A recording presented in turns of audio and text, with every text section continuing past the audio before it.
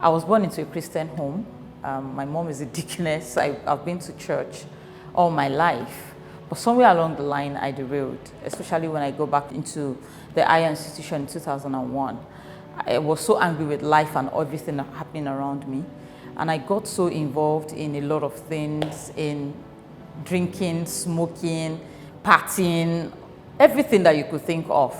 And I remember the day that I gave my life to Christ. I went home drunk that night.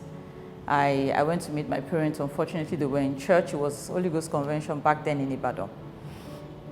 And I came home because of a purpose. My friends were getting stuff from people, so I wanted to get it the way they were getting it.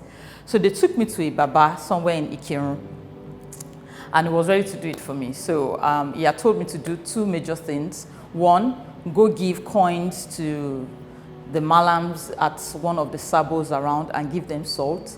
And then I should come back with 7,000 naira. This was back then in 2003.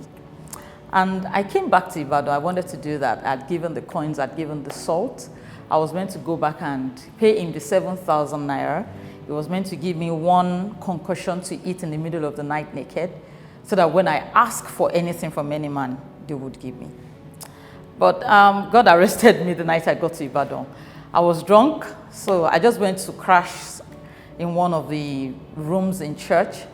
And after the whole event, I remember the guest minister then, Pastor Ojuolape, coming out with a convoy. And I was coming out from the room. I met her, by the way. And I'm like, oh, I like your music, you know. And she was very open, and she gave me the opportunity to talk to her. Then she gave me an appointment to see her on Tuesday. And on Tuesday, I went to this woman's office.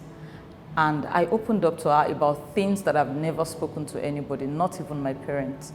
And at the end of the day, she prayed the salvation prayer as usual. And I went home. On the evening of that day, I was at home at the balcony of our house back then in Ibadan. And I was just singing one of those worship songs. I can't remember what it is. And I just found myself crying. And that was the turning point for me, 2003.